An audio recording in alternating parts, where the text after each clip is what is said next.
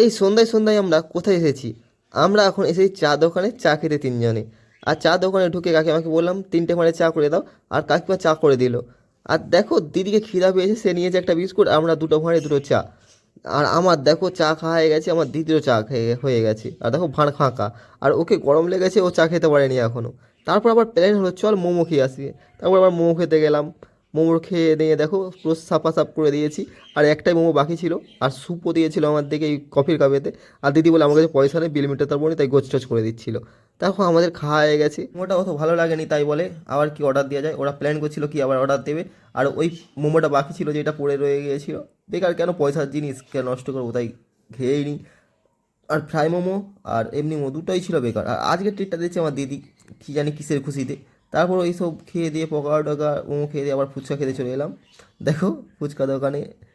তারপর চললাম সোজা বাড়ি। দেখো তিনজনে বাইকে করে। আর এসে দেখি আমাদের এখানে তো অনুষ্ঠান চলছিল শিবরাত্রি পুজো।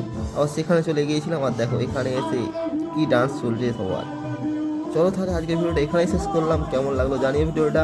চলো তাহলে টাটা।